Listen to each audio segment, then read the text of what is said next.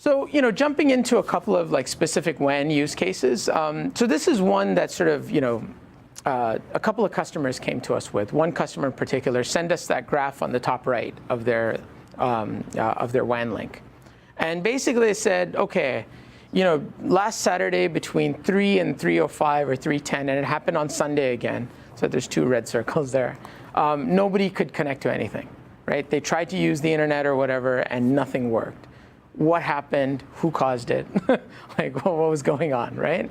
And, again, like, if they have, a NetFlow repository or whatever, they can kind of go through it. This customer didn't even have that. And so they're like, but either way, they wanted a quick answer to it. They didn't want sort of to try and dive through a whole bunch of raw data for it. And so we looked at that as, okay, well, the problem is not happening over aggregates. Right? If we just say, hey, the last week, this is a pie chart of your applications, or this is a pie chart of your top talkers or something like that, that's not good enough to solve a problem like this. You need to actually be looking at it at a minute-by-minute level. And in that minute, you want to say, well, is this a minute that I care about?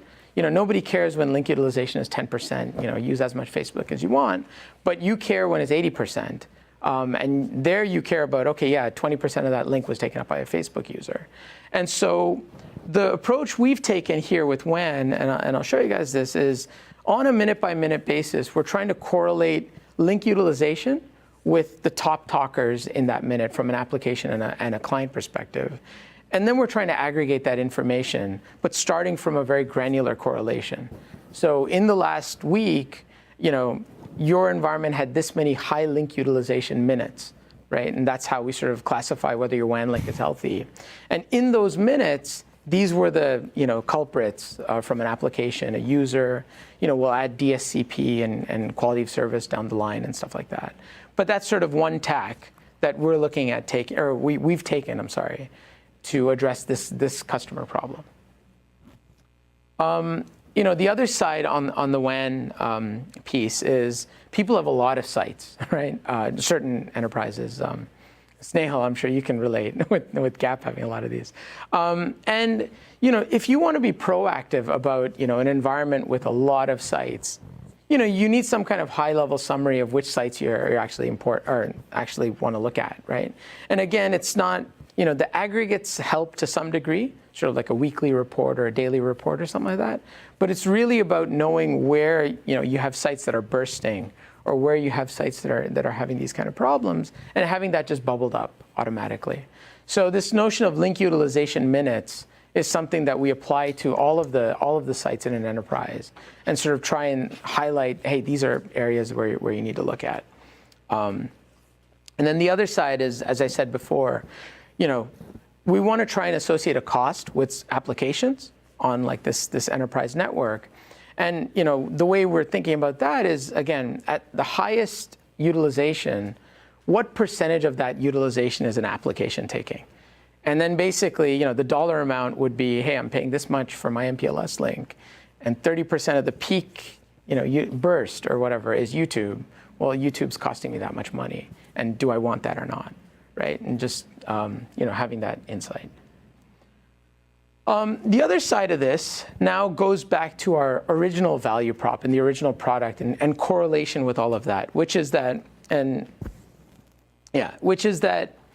when you have a single site that has the wireless, it has application data or a span port associated with it, when it has radius and things like that, and it has NetFlow.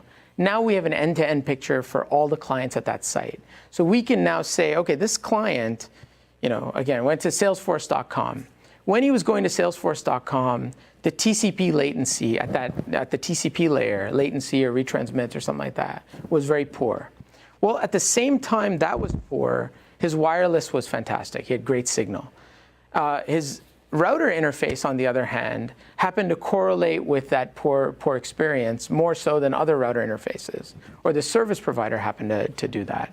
And so now we can kind of break out user experience end to end by not only wireless related things or LAN related things, but also on the WAN side as well. So that's the correlation aspect of this as well. And then finally, where are we going with this, with WAN? So it's available today in the product to add this data source. We only support NetFlow v9, but we're intending on, adding IPFix and, all the other stuff, sFlow and everything else. But, some of the other things that we're looking to add to this, to this part of it is also, as I said earlier, SD-WAN sort of looks the same to us, but obviously SD-WAN has a richer data set as well. Like what kind of overlay networks are being created and how does performance change depending on the overlay network and all of that. And so, we'll be looking to take additional data and then correlate those additional factors as well. Now, is there a ballpark time frame for the other flow formats? For the other flow formats, yeah. So over the I would say in this year, right? We're probably going to add all of those. The way we've kind of done it is again market share. No, that's right. So yeah. I was just looking for weeks, months, decades. Yeah. Next decade. No, I was kidding. No, that's IPv6. Sorry. Actually, that's an interesting question. How's the IPv6 support? So IPv6 is something that's something, I was just tongue-in-cheek sort of next decade, but, when actually people use it.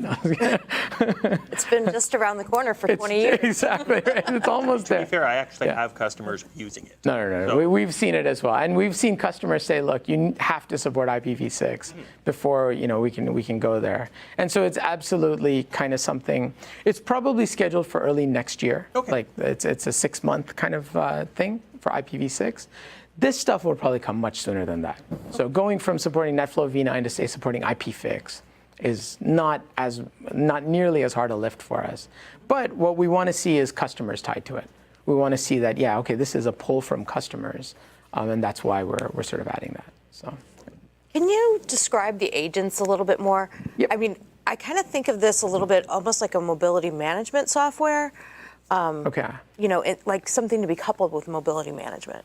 Yeah, so at the end of the day, integrating this with other systems is probably the future, right? And we have customers that sort of take APIs from the platform, and you can basically extract anything from the platform via. It's an API called GraphQL, sort of the next version of REST. And so, some customers have actually incorporated that and actually tie the data they get out of our system, like the insights and the and baselines and things like that, and actually try and go and program things, whether it's a management solution or whether it's a controller or something like that, using that insight. Customers, of course, ask us to do it too. Well, why don't you guys go and take the action once you guys figure it out? We haven't gone there yet. Ideally, we'll sort of partner with folks to get there. But yeah, so for us, I think the way to look at properly sort of look at us as a solution is more on the analytics and the insight side. We'll tell you what's going on, and we'll tell you what we think the fix is and what our prediction is and all that kind of stuff. But at the end of the day, to actually manage it, right, it's a different system, and the tie-in either has to be done by you or eventually by a partner, sort of tying those things together. And I do work for a very large VAR.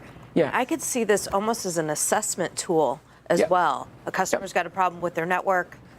Yep. So do you offer, is there multi-tenancy capabilities?